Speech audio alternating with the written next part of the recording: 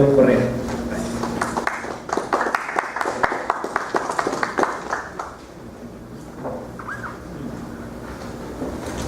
Buenas tardes con todos. Realmente muy agradecido por la presentación al doctor Franco Mío. Realmente es para mí un honor estar aquí en esta aula magna del Colegio Médico de Ica.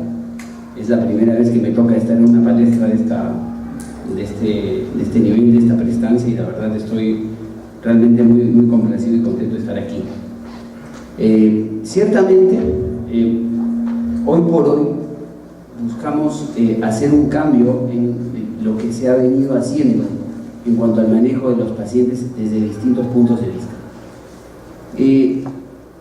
La disminución de riesgo hoy por hoy es el paradigma que está guiando los nuevos tratamientos, las nuevas investigaciones, el desarrollo de nuevas moléculas, el desarrollo de nuevas perspectivas en cuanto al enfoque terapéutico de los pacientes en cuestión.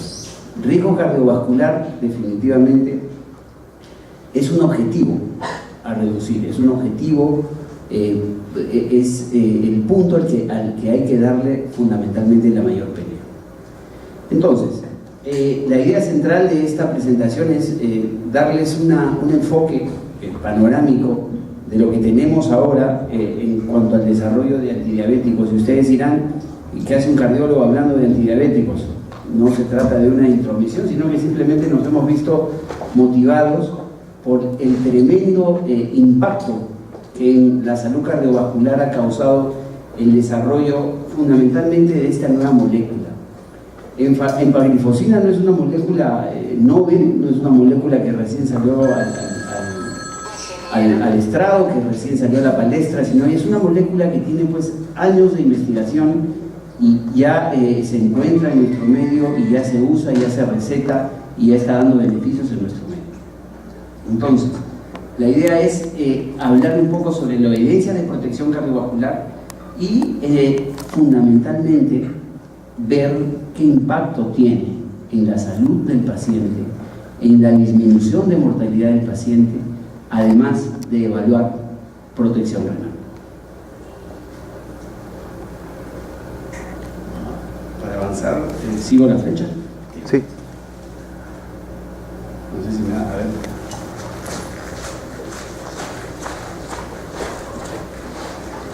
La tecnología a veces no es muy aliada.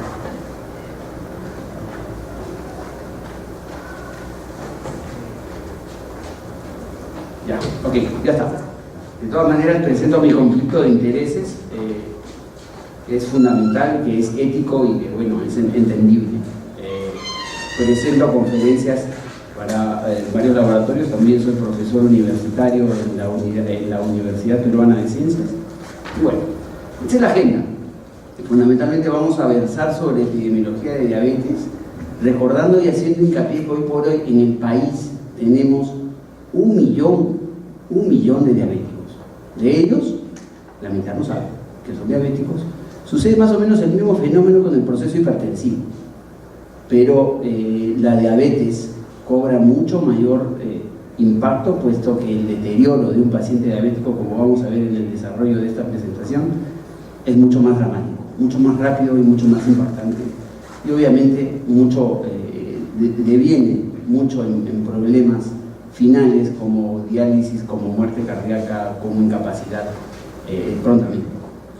Entonces, luego versaremos un poco sobre el desarrollo de los inhibidores del cotransportador de glucosa y sodio, empaglifosina fundamentalmente. Hablaremos sobre los mecanismos de acción, hablaremos de seguridad y eficacia, y sobre los resultados que, como les cuento a nosotros los cardiólogos, pues nos han impactado tremendamente en relación a beneficio y disminución de mortalidad cardiovascular que esta molécula trae fundamentalmente. Fíjense ustedes, esto es lo que ocurre en el mundo, esto es lo que tenemos actualmente. En el momento actual, 2016, ya más de 415 millones de personas tienen diabetes, con el consiguiente riesgo cardiovascular y la consiguiente tasa de mortalidad incrementada, tasa de diálisis por enfermedad renal en estadio terminal, tasa de amputaciones por enfermedad vascular asociada a diabetes fundamentalmente. Para el 2040, fíjense, prácticamente el 60%, vamos a tener un incremento del 60% de la cifra de diabéticos actualmente. Vamos a tener 642 millones de diabéticos. ¿Cómo estamos en el Perú y cómo está nuestra condición o nuestra realidad? Fíjense ustedes, en América Central y América del Sur tenemos 30 millones en el momento actual y esperamos tener 50 millones de diabéticos para el 2040. En nuestro medio, vuelvo a repetir, andamos ya en el millón de diabéticos. Fíjense ustedes que nuestra prevalencia nacional es 7%, y esta valoración, esta prevalencia nacional cobra un impacto mayor cuando, esto es a la luz del doctor Seclen, que ustedes conocen muy bien, endocrinólogo de largo tiempo. El doctor Seclen hace una revisión y una actualización de estas cifras del 2015 en una publicación y dice que nuestra tasa de obesidad ya supera el 17%, nuestra tasa de sobrepeso está superando el 34%. Pero esto se complica mucho más cuando evaluamos al grupo de niños. En niños tenemos un índice de sobrepeso que alcanza 15% y una tasa de obesidad, índice de masa corporal por encima de 30, que alcanza y supera el 8%.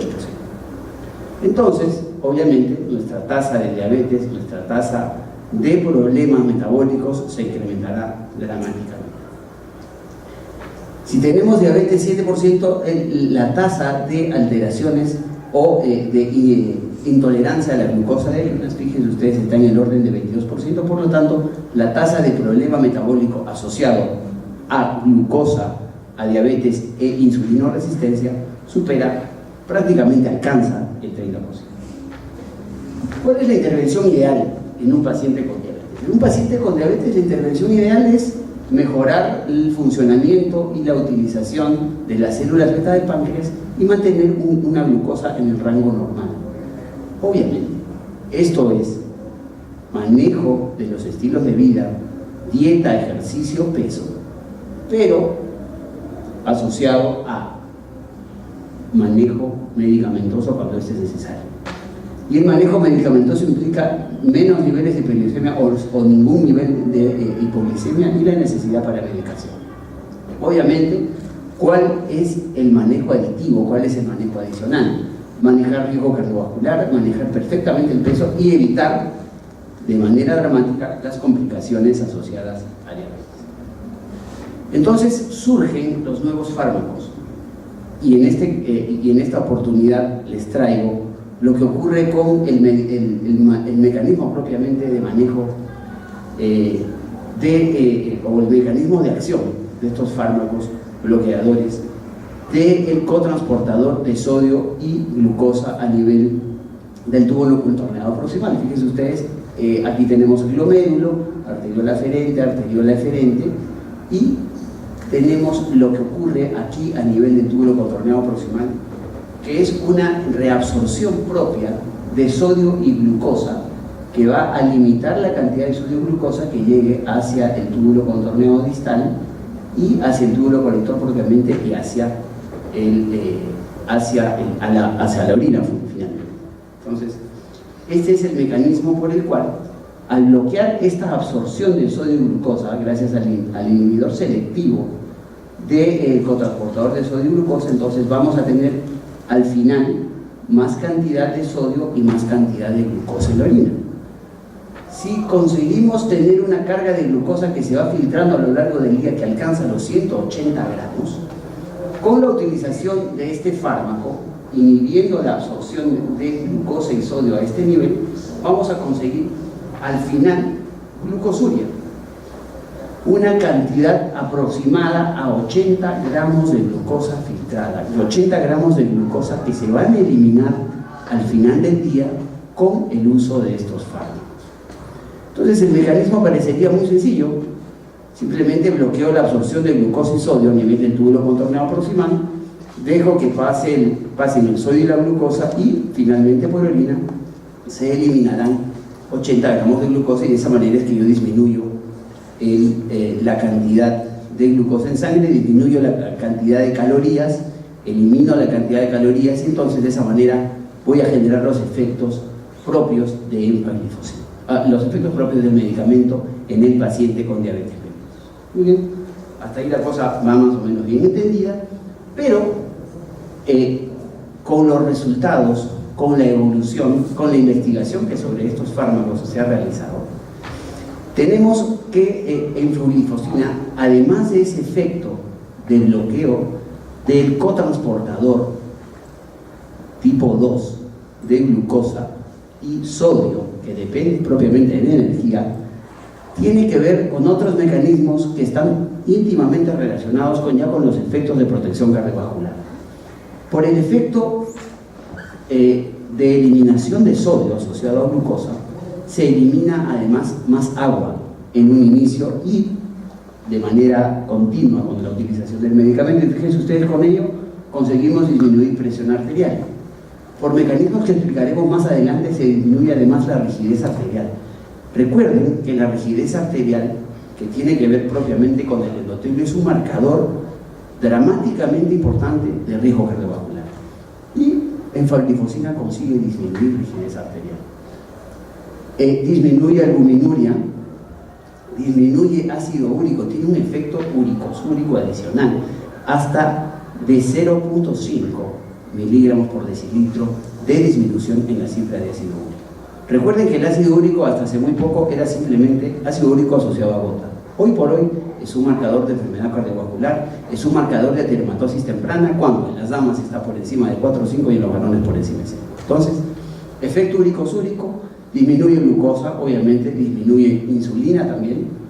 Sí, el único defecto que podríamos nominar para este nuevo fármaco es este, que eleva discretamente la cifra de LDL colesterol, pero también sube el HDL colesterol, reduce triglicéridos, disminuye estrés oxidativo. Hay una reducción de peso.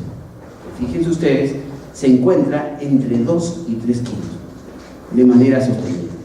Una vez que el paciente alcanza esa reducción, entonces el paciente queda con 2 o 3 kilos menos de peso y así se mantiene a lo largo del tratamiento con empaglifosina. Se ha visto además que el punto importante en donde incide para reducir el peso es a nivel visceral. Se reducen las cifras y sobre todo el perímetro abdominal, que tanto riesgo cardiovascular implica. Además, disminuye la actividad del sistema nervioso simpático. ¿Por qué?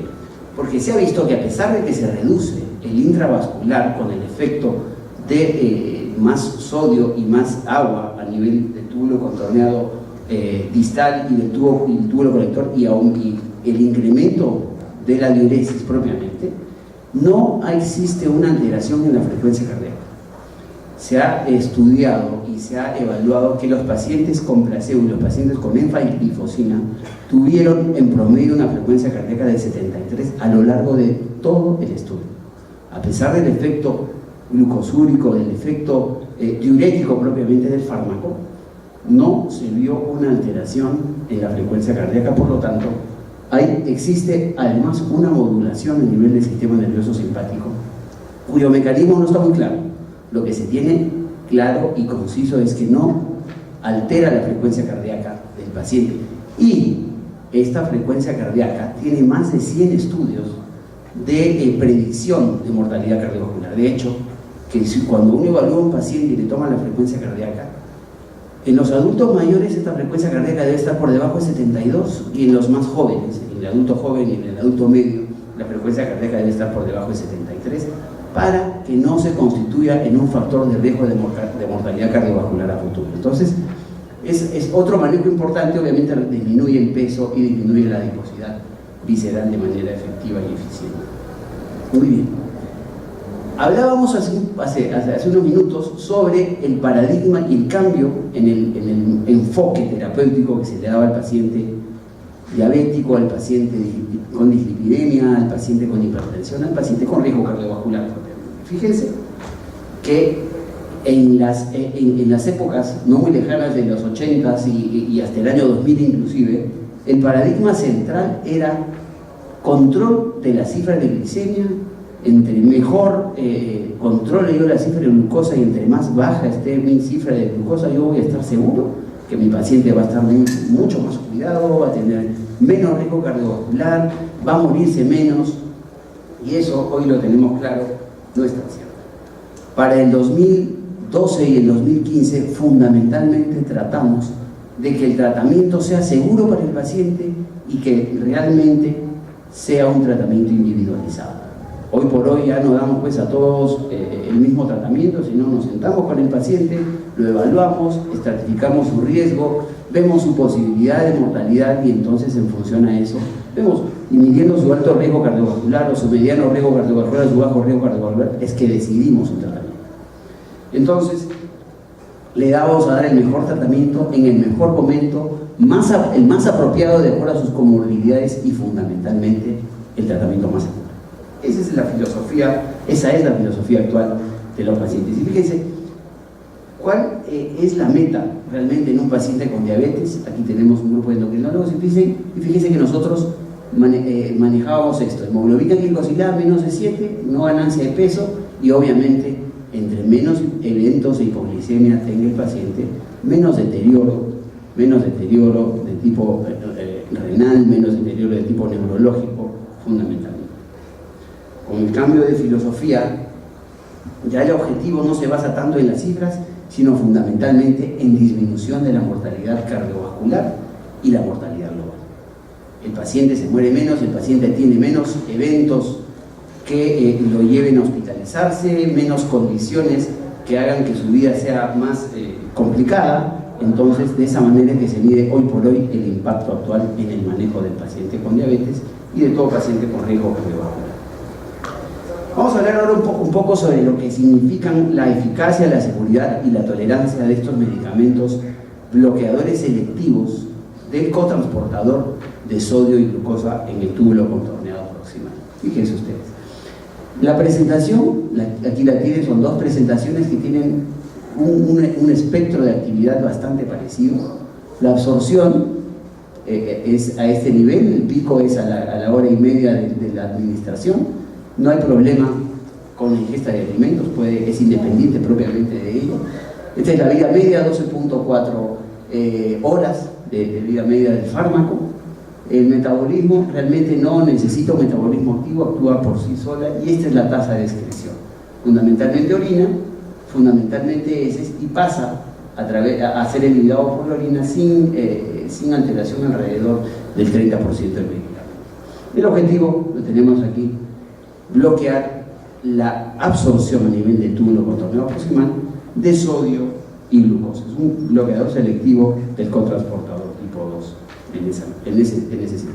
Bien. Glucosuria, ya lo habíamos comentado, 50-80 gramos por día. Entonces genera una pérdida calórica, fíjense ustedes, de entre 200 y 300 kilocalorías por día. Es decir, el paciente está haciendo aproximadamente una hora de ejercicio y no está haciendo ejercicio. Eso no significa que el paciente no haga ejercicio. El paciente tiene que hacer ejercicio, tiene que mantener una actividad física que no solamente le disminuye las calorías, sino le acondiciona el corazón. El paciente no va a hacer ejercicio solamente para perder calorías, sino para tener una mejor condición y un mejor acondicionamiento cardiovascular, fundamentalmente. Y uresis osmótica, que aumenta la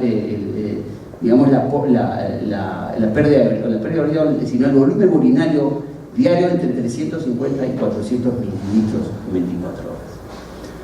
Aumenta la excreción de sodio urinario, correcto, con ello disminuimos presión intraglomerular, y ya empezamos a ver que diabetes, que tiene fundamentalmente injerencia sobre la presión intraglomerular, va a verse beneficiado con este fármaco, que va a disminuir este marcador tremendo de problemas: presión intraglomerular. Liberación de renina, disminuye la liberación de renina por el mismo mecanismo renal. Es uricosúrica, vamos a perder ese úrico, obviamente, fíjense ustedes, esta es la cifra: disminuye 0.5 miligramos por decilitro de ácido úrico en sangre.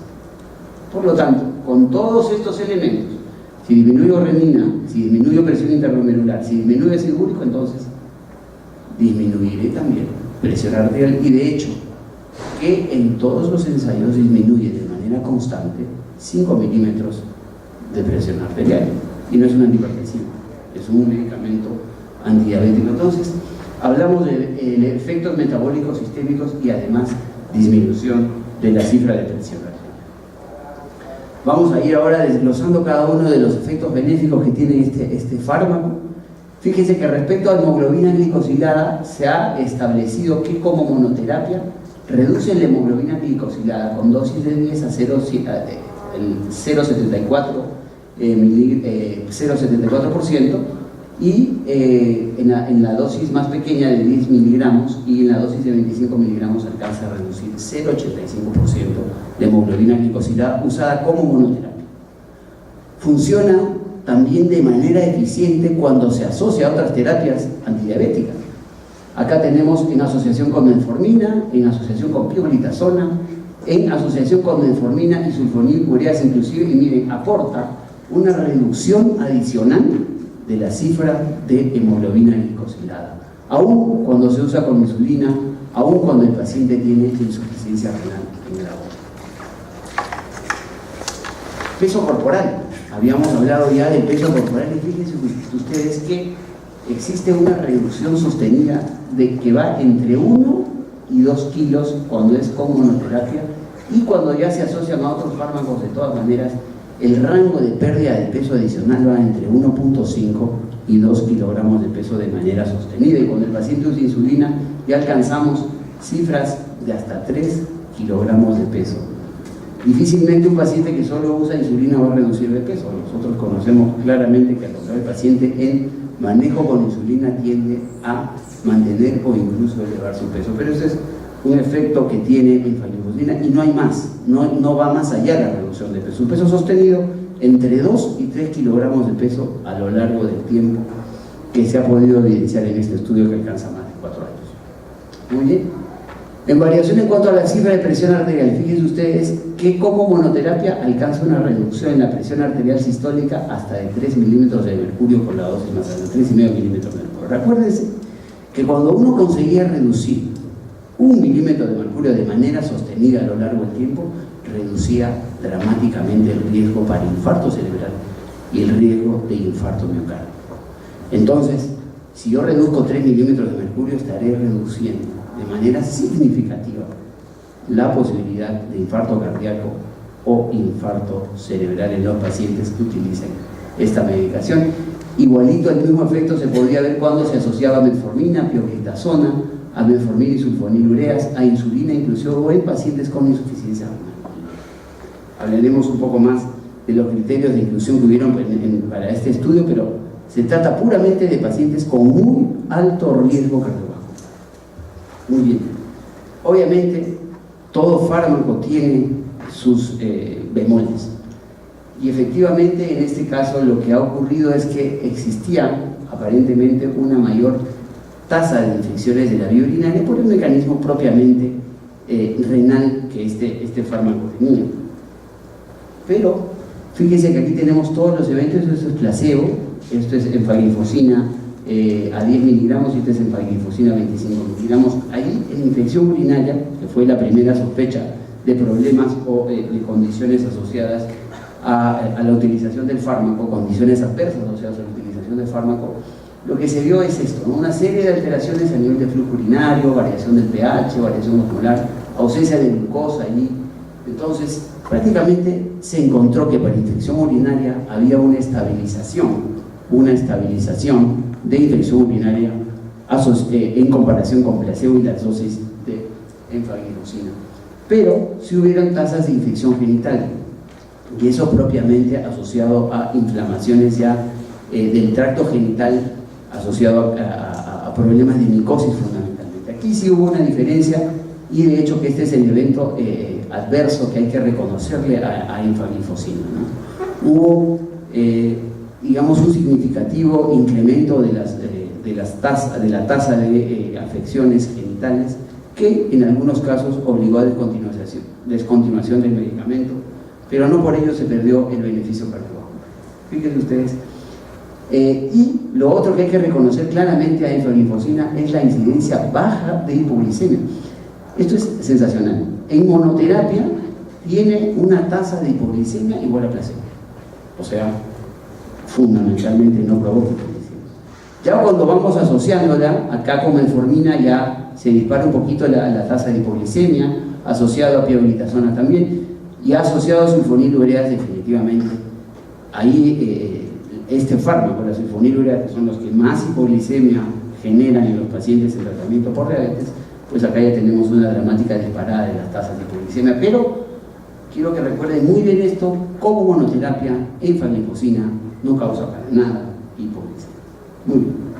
Vamos ahora a centrarnos ya a los resultados del EMPA-REC Outcome, en donde se consiguió reclutar a más de 7.000 pacientes en total para distribuirlos en 3 brazos, más de 2.000 pacientes en cada brazo. Entonces teníamos placebo, teníamos empaglifosina 10 y teníamos empaglifosina 25, con un seguimiento de más de 3 años, con un tratamiento y un impacto de más de 3 años propiamente. Entonces,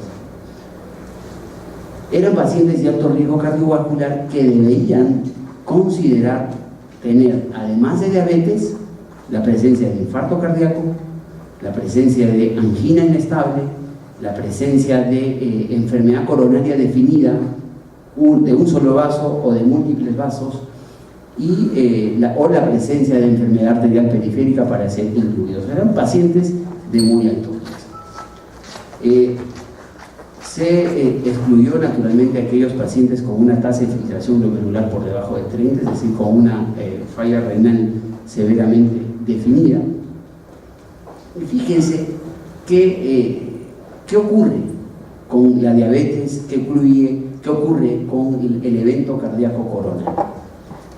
Un paciente tiene una expectativa de vida, actualmente en nuestro país está bordeando los 80 años. Fíjese que si el paciente tiene diabetes, prácticamente su expectativa de vida va a bajar a 74 años en nuestro país. Pero si además le asociamos la presencia de un infarto miocardio, la expectativa de vida va a disminuir de 80 años a 68 años. Entonces, la idea es verificar de qué manera es que podemos nosotros disminuir este impacto que la diabetes asociada a la enfermedad coronaria pueden definir en un paciente de alto riesgo cardiovascular. Entonces, los ensayos recientes, y fíjense aquí tenemos a los inhibidores de la DPP3, Seibor con saxagliptina, Ixamay con alogliptina, Tecos con sitagliptina, este ensayo de Lixa con lixisenatide, y finalmente el EMPA-REC Outcome.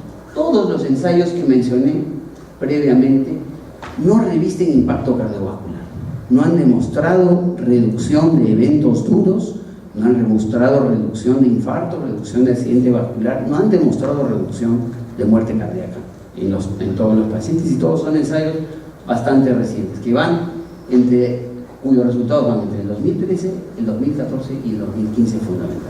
Entonces, ¿cuál es el principal mensaje que nos deja el estudio EMPA-REC Outcome? Fíjense ustedes lo que consiguió: reducción de 38% del riesgo relativo de muerte cardiovascular. Un tremendo impacto, tremendísimo impacto. ¿Qué pacientes estaban incluidos en este estudio? Pacientes con enfermedad cardiovascular establecida, definida, clara, o sea, con pacientes con muy alto riesgo cardiovascular. Prácticamente el 100% de los pacientes tenía este diagnóstico. Pacientes con diabetes mellitus con una glicosilada promedial en 8.1%, un buen grupo con metformina, un poco menos de la mitad con sulfonilureas, prácticamente la mitad de los pacientes con insulina. Bien controlados en lípidos, fíjense, el promedio de LDL 85. Bien controlados en la cifra de presentación de presión arterial para las guías actuales, bien controlados, 135,77 como promedio de cifra de presión arterial. En estatinas, casi todos, 77%. En inhibidores de la enzima convertidora o bloqueadores del receptor de angiotensina, 80%. Y con antiagregación plaquetaria, 83%.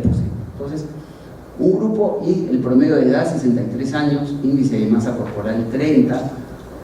Hombres, es importante tenerlo claro, el grupo masculino estaba alrededor del 60% y el grupo femenino alrededor del 40%. De todas maneras, vale la pena aclarar ese dato, que es importantísimo. ha sido el impacto de tratar, o cuál es el impacto de tratar 1000 pacientes con diabetes mellitus y con alto riesgo cardiovascular por 3 años con empaquetación? Fíjense ustedes, muerte cardiovascular, reducción en muerte cardiovascular, reducción en mortalidad por todas las causas y además un nuevo concepto y un nuevo hallazgo en este estudio.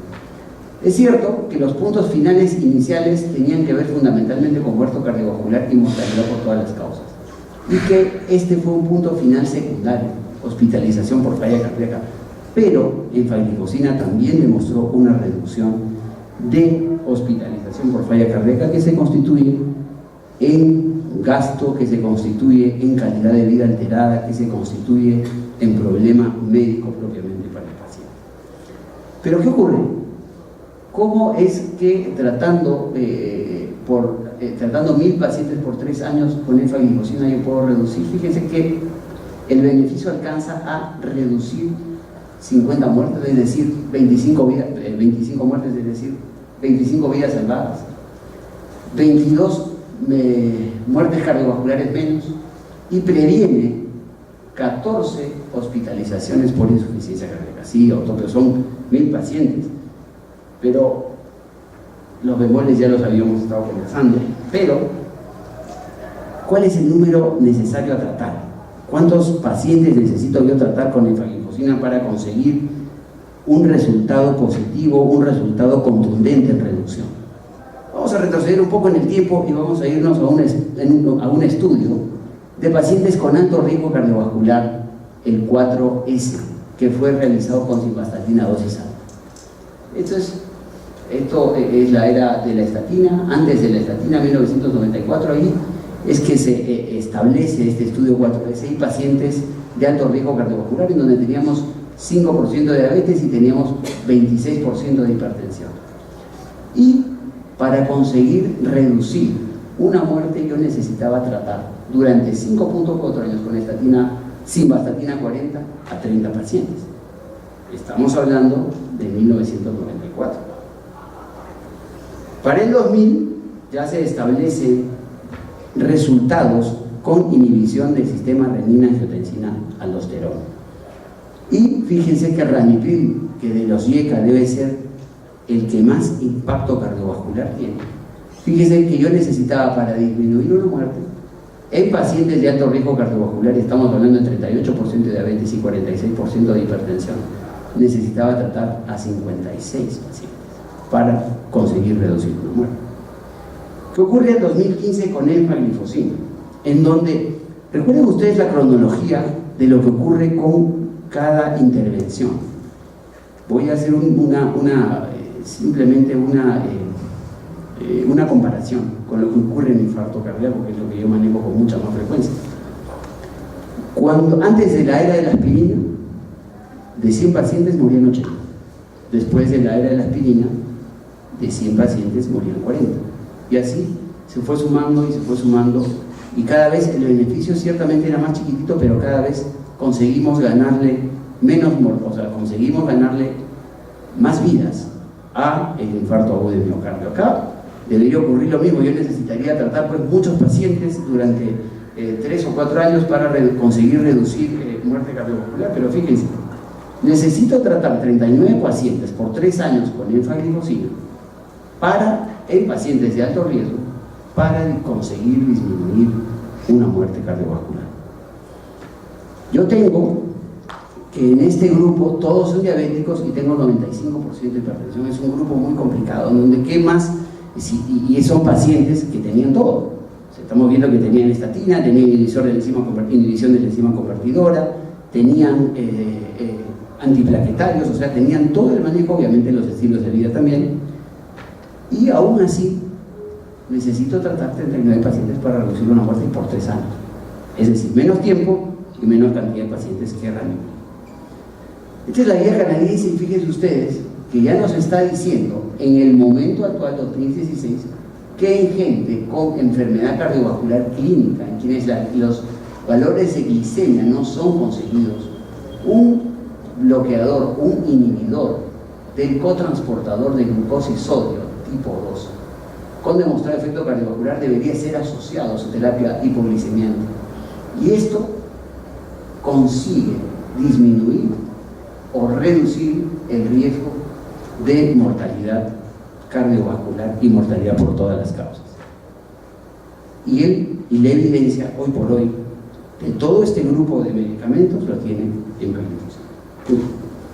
¿Qué resultados tenemos en cuanto a la reducción de hospitalización, la reducción de eventos de falla cardíaca que tengan necesidad de emergencia? Fíjense ustedes, ya apareció como indicación 2B en la efoliposina, que debería ser considerada en pacientes con diabetes tipo 2, con la idea de generar un retardo en la aparición de episodios descompensados de falla cardíaca. O sea, el paciente con falla cardíaca, que además es diabético, vale la pena ya asociarle, y de alto riesgo cardiovascular, el paciente coronario, paciente con evidencia de enfermedad coronaria, aquel que tiene angina inestable, aquel que ha tenido un infarto cardíaco, aquel que ha sido operado con cirugía de bypass, aquel que tiene un stent y tiene diabetes. Si yo lo trato con efaglifosina, la posibilidad de que haga falla cardíaca va a ser reducida dramáticamente. Muy bien. Nuevamente, ¿cuáles subgrupos tuvieron más beneficios? Obviamente todo estudio de investigación se divide en subgrupos, entonces a veces uno puede ver que en un grupo es que tiene más beneficio determinada intervención terapéutica, farmacológica o intervencionista. Fíjense que con empagliflozina sucede que en todos los grupos, aquí estamos hablando de la edad, más y menos de 65 años, aquí estamos hablando del sexo, hombres y mujeres, acá estamos hablando de las etnias, blancos, asiáticos y afroamericanos, acá estamos hablando de los niveles de hemoglobina glicosilada, menos de 8.5 y más de 8.5, acá hablamos del peso y del índice de masa corporal, acá estamos hablando de la tasa de filtración glomerular. En todos los niveles, empagliflozina ha tenido un impacto y un beneficio. Ciertamente, en algunos más y en algunos menos, pero siempre y en todos los grupos, empagliflozina ha tenido un impacto en reducción de mortalidad total y mortalidad cardiovascular. Entonces, en general reduce el compuesto de infarto cardíaco no fatal, accidente cerebrovascular no fatal y mortalidad cardiovascular en 14%, reduce 38% de mortalidad cardiovascular, reduce 32% de mortalidad por todas las causas y reduce 35% de hospitalización por insuficiencia cardíaca. Esto es importante, esto es algo que nosotros debemos tener en cuenta en el momento de elegir el fármaco para manejar un paciente con alto riesgo cardiovascular. Progresión de las diferentes etapas de nefropatía diabética en pacientes con diabetes tipo 2. Vamos a remontarnos a este estudio, UKPDS, al estudio del Reino Unido de diabetes. Fíjense ustedes que si un paciente con diabetes no tiene nefropatía, su tasa de mortalidad anual está alrededor de unos 4%. Cuando ya aparece microalbuminuria, la tasa de mortalidad anual ya alcanza el 3%. Si el paciente tiene además macroalbuminuria, la tasa de mortalidad anual está alrededor del 4.6%. Pero cuando el paciente eleva creatinina en plasma o está ya en terapia de reemplazo renal, es decir, hemodiálisis o diálisis peritoneal, entonces su tasa de mortalidad prácticamente está alrededor del 20%. Vamos a remontarnos también a la evolución de los estudios en protección renal. Fíjense ustedes, esto es un largo metaanálisis con miles de pacientes, más de 16 estudios, más de 15 estudios, 16 estudios en total evaluados en relación a efecto de inhibición de los inhibidores de la enzima convertidora de angiotensina en progresión de nefropatía diabética. Fíjense ustedes que de todas maneras existe un efecto favorable. La utilización de inhibición de la enzima convertidora de angiotensina en pacientes con diabetes es inapelable. Cuando hablamos de la medicación bloqueadora del receptor de angiotensina que se utiliza en pacientes que no toleran los GCAP o que se utiliza hoy por hoy como primera línea también para pacientes con diabetes, vemos el mismo fenómeno. Varios estudios, varios miles de pacientes y también vemos una disminución o un enlentecimiento del deterioro de la función renal en pacientes diabéticos que utilizan como manejo de hipertensión un fármaco tipo bloqueador del receptor de angiotensina tipo 2. Muy bien. De hecho, que los pacientes con diabetes van a tener un alto riesgo de enfermedad renal. De hecho, que la diabetes causa más frecuente progresión a insuficiencia renal terminal, y eso es en todo el mundo. En todo el mundo, nuestros centros de diálisis tienen 2 pacientes preferentemente, estamos hablando de los adultos sin una enfermedad secundaria que genere falla renal, 2 pacientes preferentemente, los hipertensos y los pacientes portadores de diabetes.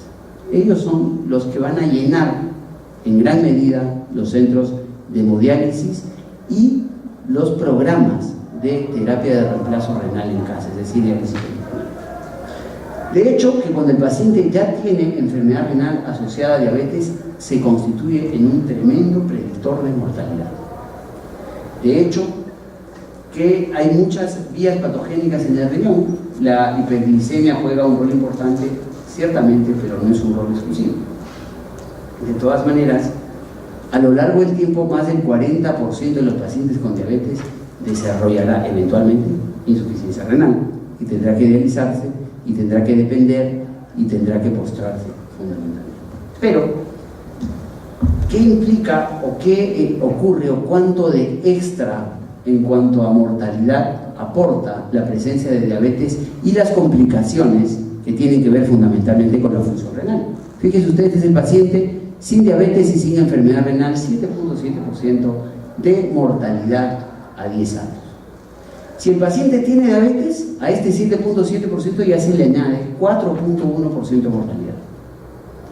Si el paciente tiene ya, además de diabetes, albuminuria, a este 7.7% le añadimos 17.8% de mortalidad. Si el paciente además tiene tasa de filtración glomerular alterada y está por debajo de 60, a este 7.7% le añadimos 23.9% de mortalidad a 10 años. Y si el paciente tiene tasa de filtración glomerular, además de pérdida de proteínas por riñón, por orina, a este 7.7% le añadimos 47% de mortalidad. O sea, que la enfermedad renal se constituye en un tremendo predictor de mortalidad en el paciente con diabetes. De hecho, que hay 2 formas de medir la tasa de filtración glomerular y también el índice albúmina urinaria sobre creatinina. Entre más alto este índice y entre menor sea la tasa de filtración glomerular, la tasa de mortalidad fundamentalmente crece dramáticamente.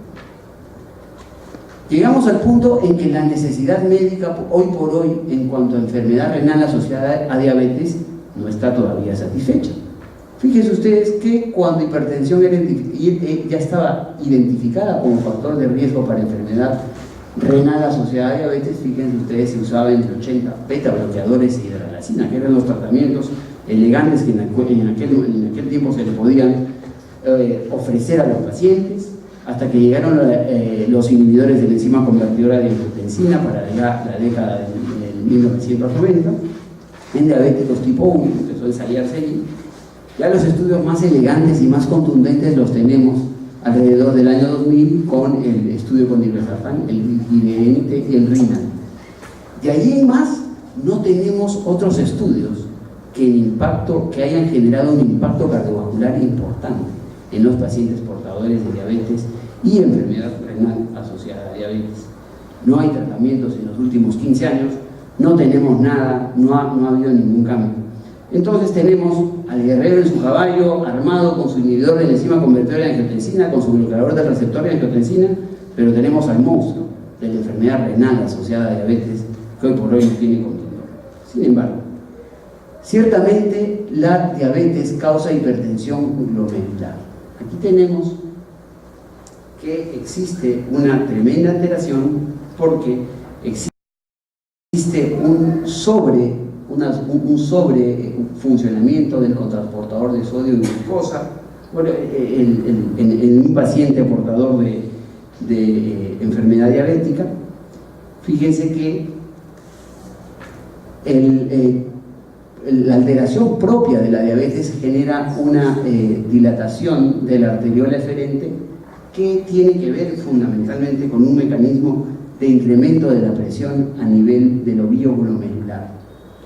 Este ovillo glomerular va a generar incremento de la presión glomerular y con ello se incrementa en un inicio la tasa de filtración glomerular, y entonces tenemos el primer paso que podemos objetivar en el desarrollo de nefropatía asociada a diabetes, que es el incremento en la tasa de filtración glomerular, y uno falsamente piensa que el paciente está muy bien, pero el estado de hiperfiltración solo indica que el paciente está empezando un deterioro progresivo de la función renal. Entonces, eso ocurre. ¿Y qué pasa cuando ya ingresamos con un fármaco novedoso a hacer el bloqueo del cotransportador de glucosa y sodio a nivel del túbulo contorneado proximal? Si generamos este bloqueo, entonces lo que va a ocurrir es que el sodio y la glucosa que devienen de este glomérulo hipertenso, este sodio y glucosa van a pasar a través del túbulo contorneado proximal, las asas de Henle, asa descendente y asa ascendente, y de esta manera van a darle sodio, o sea, la mácula densa va a recibir sodio a este nivel y va a limitar sus señales hipertensivas a nivel de la arteriola aferente, por lo tanto disminuye la presión a nivel de la arteriola aferente. Si disminuye la presión a nivel de la arteriola aferente, se va a disminuir también la presión a nivel del glomérulo. Y si se reduce la presión a nivel del glomérulo, entonces se reducirán la tasa de filtración glomerular y se va a reducir la presión glomerular también, con el consecuente efecto glucosúrico de excreción de sodio, de incremento de la excreción de orina propiamente, y el efecto uricosúrico. Pero la perspectiva futura obviamente está en una inhibición dual: bloquear o inhibir el cotransportador de glucosa y sodio a nivel del túbulo contorneado proximal tipo 2 y del sistema renina-angiotensina-aldosterona. Fíjense ustedes, cuando bloqueamos o inhibimos el cotransportador de sodio y glucosa a nivel del túbulo contorneado proximal, lo que estamos generando es que la arteriola aferente esté sin presión y el glomérulo no tenga presión.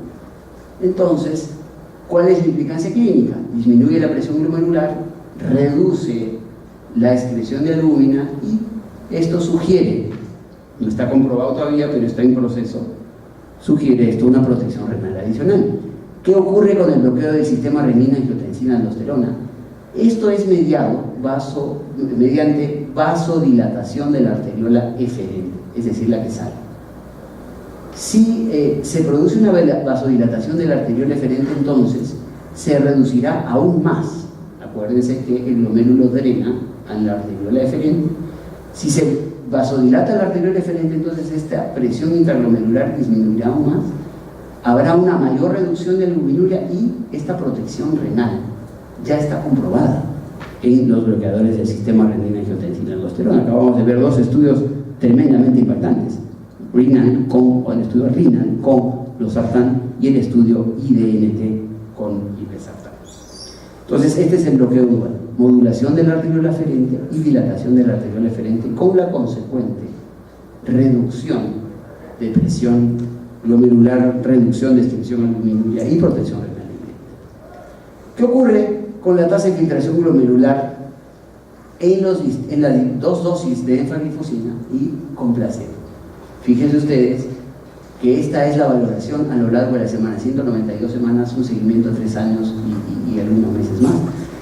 En un primer momento, por el efecto que sobre el riñón produce empaglifosina, se reduce en ambos la tasa de filtración glomerular, pero luego luego de la semana 12 se alcanza una estabilización y no se observa mayor deterioro en la tasa de filtración glomerular. Más con placebo, fíjense ustedes, se mantiene una declinación progresiva de la función renal.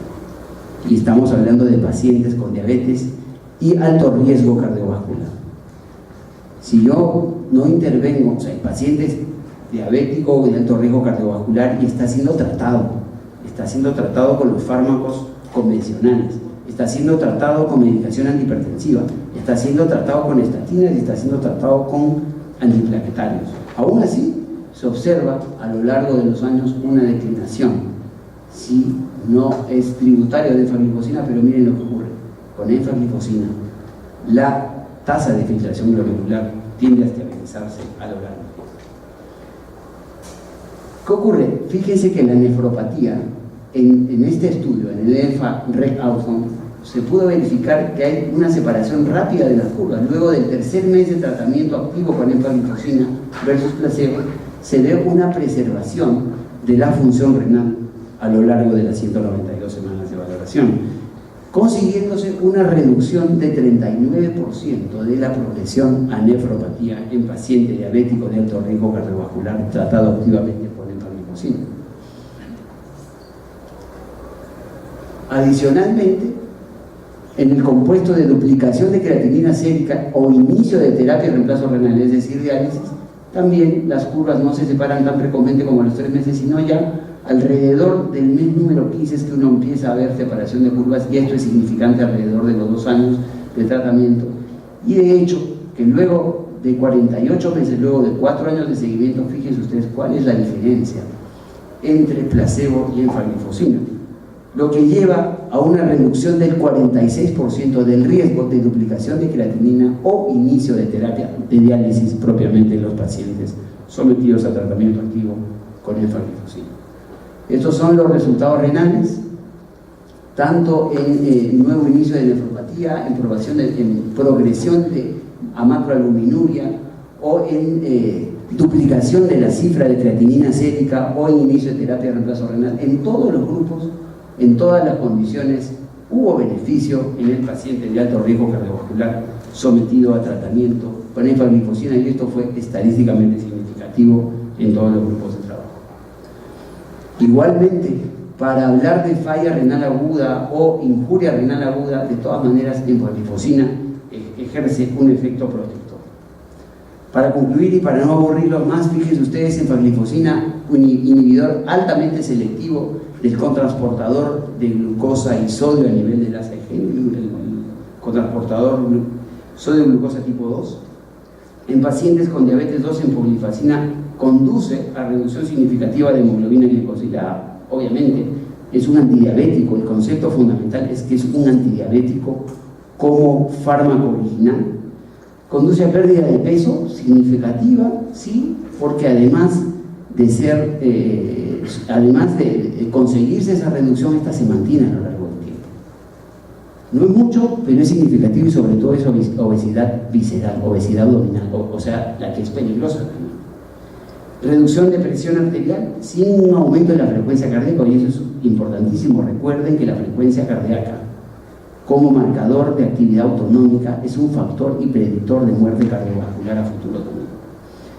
Está la empaglifosina ciertamente asociada a protección cardiovascular. Tenemos una reducción de riesgo relativo de 38%.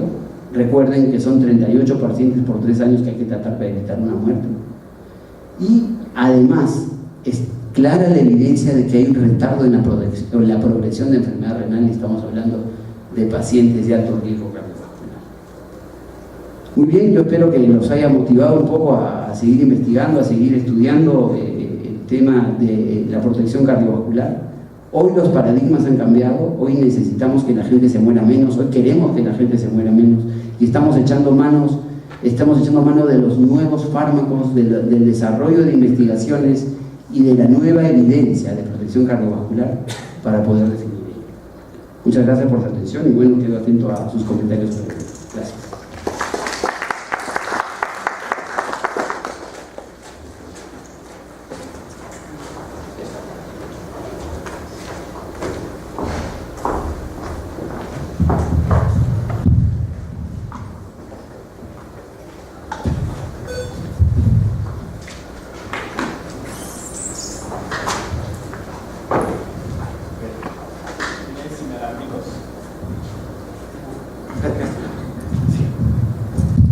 Hola, hola.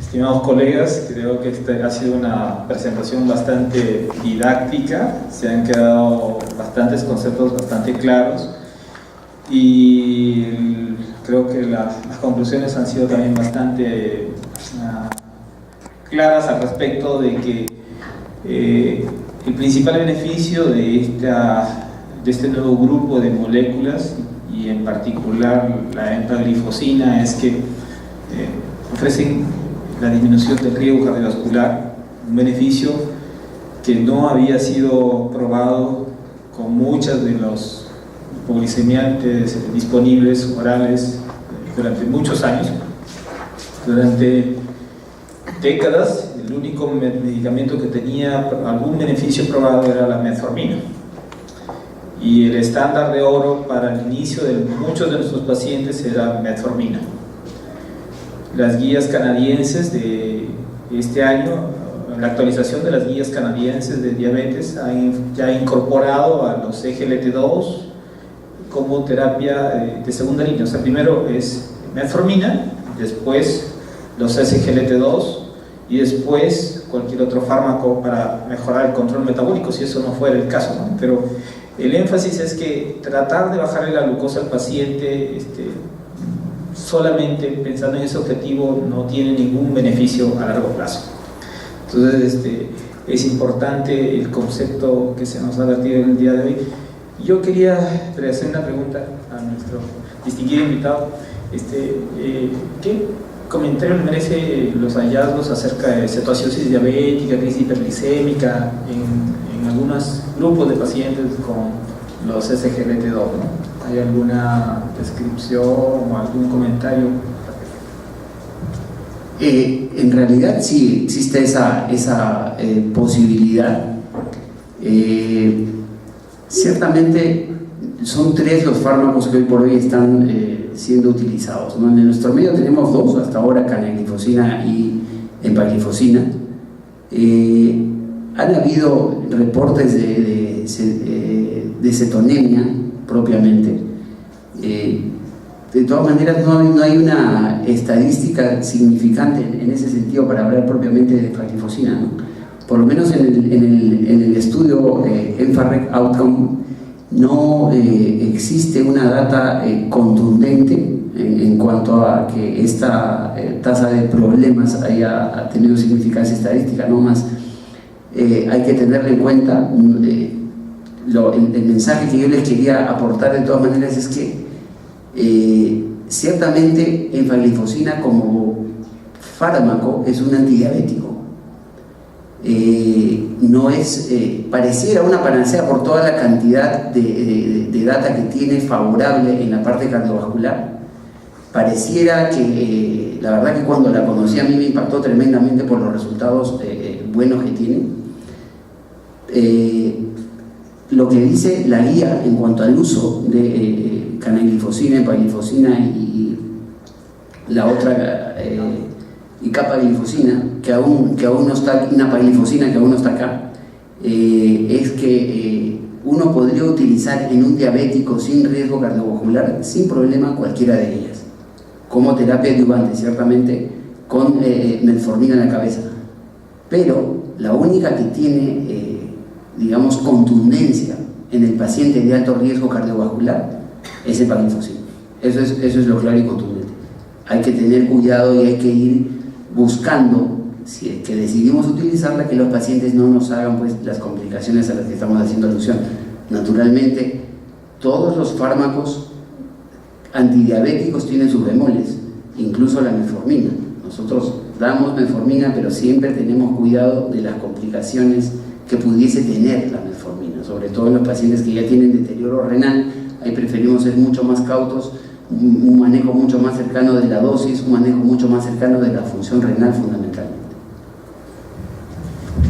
Invitamos al distinguido público si nos acompañan con algunas preguntas para nuestro ponente, sí, la doctora Flores, y luego...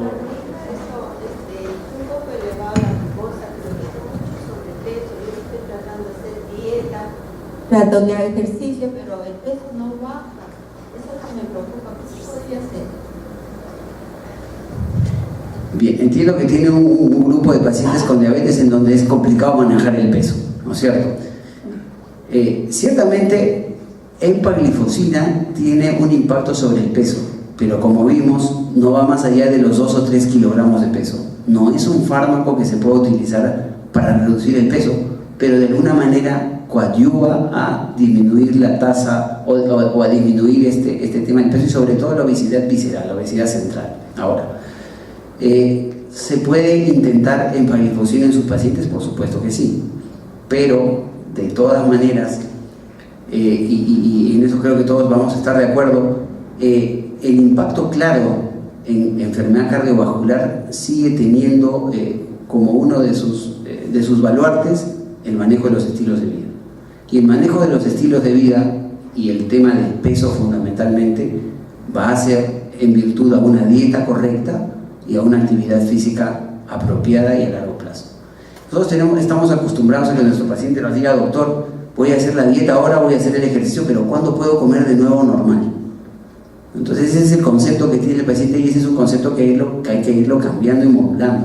Entonces yo no puedo, digamos, dejar que mi paciente se vaya con la idea de que va a comer o que va a hacer dieta por un tiempo y luego va a empezar a comer normal de nuevo. No, tiene que haber un cambio en el concepto de lo que significa alimentación. Dieta mediterránea, más verdura, más fruta, más alimentos crudos y mucho menos ingesta de carbohidratos realmente, ¿no? Entonces, ese es el problema, ¿no? Ahora, en un paciente que utiliza insulina, pues el manejo del peso todavía es más complicado. Empaglifosina puede ayudar a reducir ese par de kilos con componente ateromatoso y puede, digamos, manejarse ahí, ¿no? Pero, vuelvo a repetir, ¿no? Los estilos de vida son categóricos, ¿no? Estamos acostumbrados a decirles también: bueno, puede usted consumir una bebida light igual lo va a subir de peso. El paciente no se toma una, se toma 2, se toma 3, y ese es el problema que tenemos. Tenemos la tendencia, y las cifras lo dicen, ¿no? 33% de sobrepeso, casi 20% de obesidad. En niños estamos hablando de 17% de sobrepeso, 8% de obesidad. Entonces, somos un país que está acostumbrado digamos, a abusar de la comida. Eso es lo que ocurre con nosotros.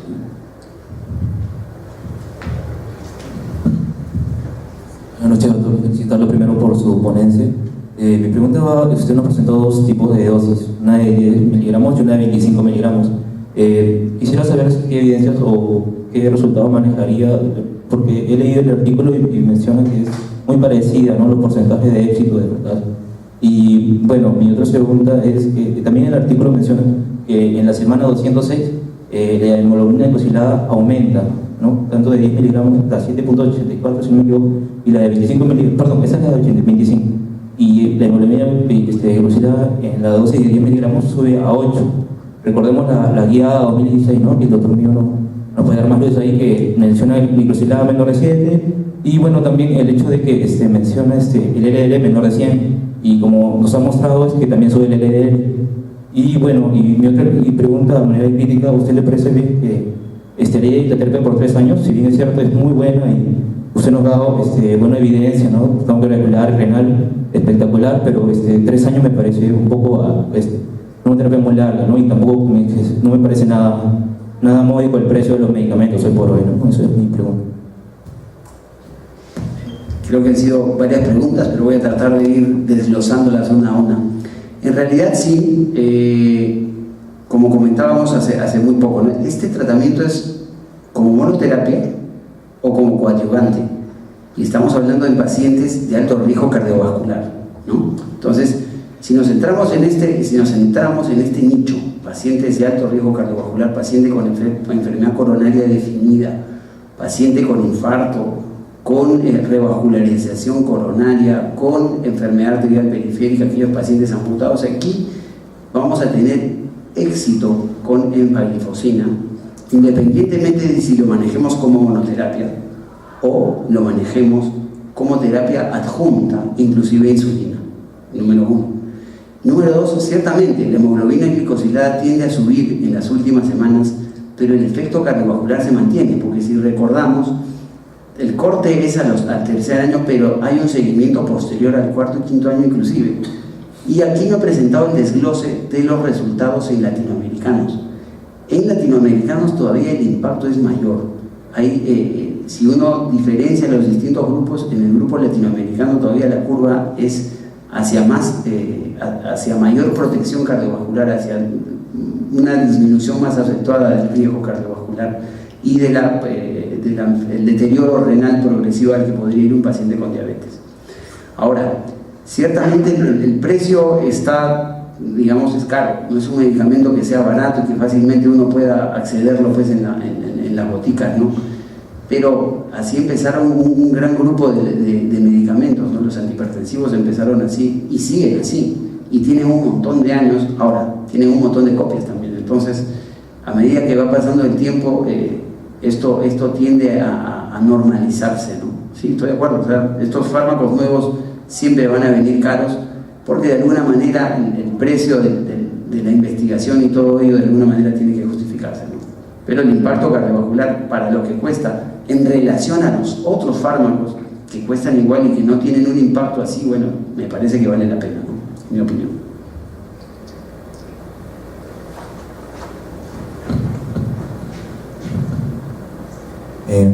Buenas tardes.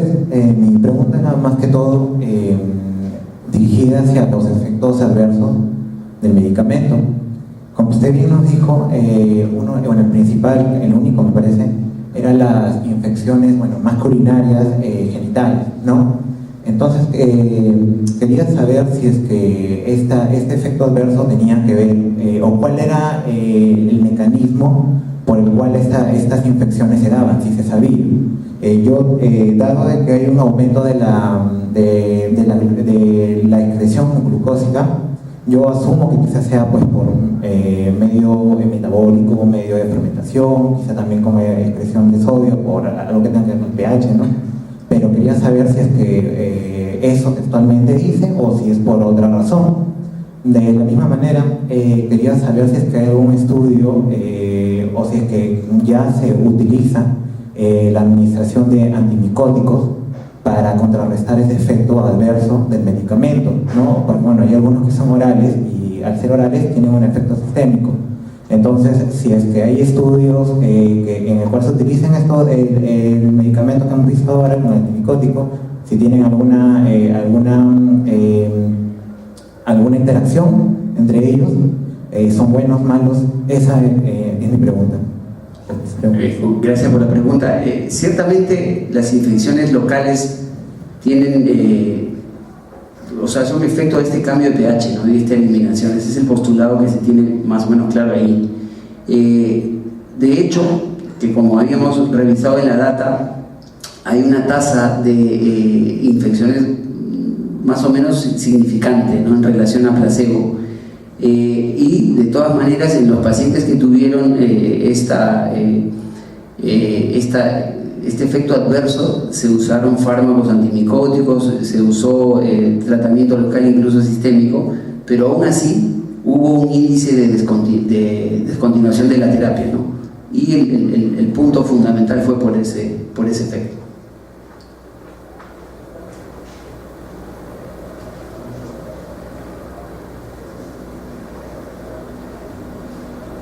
O sea que si se llega a presentar el efecto, vale la pena utilizar, antes de descontinuar la medicación, vale la pena intentar un manejo ginecológico propiamente. No, esa es la idea central ahí.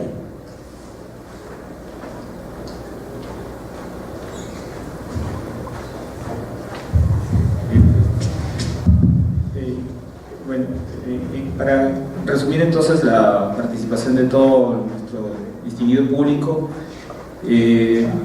este grupo de moléculas que se han presentado el día de hoy, y en particular la empaglifosina, marcan o remarcan el cambio de visión en el enfoque del manejo de la diabetes. Un paciente diabético que solo es manejado con hipoglucemiantes orales es un paciente maltratado. Generalmente muchos de nuestros pacientes diabéticos usan estatinas, usan antihipertensivos, YECAS, guaras, y muchos también usan antiagregantes plaquetarios como aspirina, clopidogrel y otros. Entonces el tratamiento es con varios fármacos, ¿no? Y el objetivo principal es disminuir los eventos cardiovasculares y en algunos casos prevenir complicaciones microvasculares inclusive. El efecto de tener un medicamento que per se, ¿no? Agregue efectos, tenga efectos pleiotrópicos, digamos, y sobre todo demuestre evento en un estudio clínico controlado, diseñado con un gran volumen de pacientes y que incluya distintos grupos de etnias y que sea un porcentaje de riesgo y demuestre claramente en un corto plazo la disminución de eventos cardiovasculares, definitivamente marca un nuevo paradigma. Es cierto que hay algunas dificultades, probablemente con el costo, para que sea accesible a la mayoría de nuestros pacientes, pero es probable que eso pueda cambiar en el tiempo. Entonces, definitivamente es una buena consideración terapéutica. La guía americana aún no lo ha resaltado en su algoritmo, pero la guía canadiense ya lo ha enfatizado. Las guías NICE y las guías australianas de diabetes también están considerando variaciones en sus indicaciones de tratamiento y probablemente tengamos nuevos anuncios en los próximos meses y en la actualización de la guía del próximo año de la ADA. Creemos importante esta actividad, los felicitamos a todos y queremos agradecer profundamente el apoyo de Laboratorios Behringer por la facilitación de esta actividad académica. Queremos expresar nuestro profundo agradecimiento al doctor Rubén Romero por tener a bien compartir con nosotros su experiencia en el manejo de esta herramienta terapéutica, en el manejo de la diabetes, con alto impacto sobre el enfoque cardiovascular. Los endocrinólogos tienen puntos de vista de ver la diabetes diferente, el cardiólogo y otras especialidades tienen puntos diferentes, pero que concuerdan al mismo objetivo, que es el beneficio de nuestros pacientes. En ese sentido, el Colegio Médico del Perú, a través del Consejo Regional Noveno y el Comité de Educación Médica Continua, quieren hacer un reconocimiento por su participación.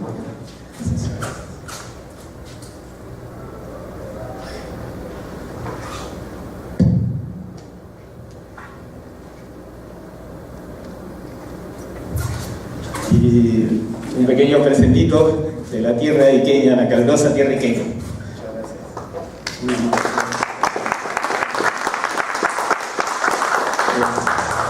Estimado público, por el apoyo de Laboratorios Behringer, los invitamos a compartir en el primer nivel un pequeño break, ¿no? Y con el cual podemos intercambiar ya un poco más cercano con el ponente algunas preguntas que podamos tener. Muchas gracias por su participación.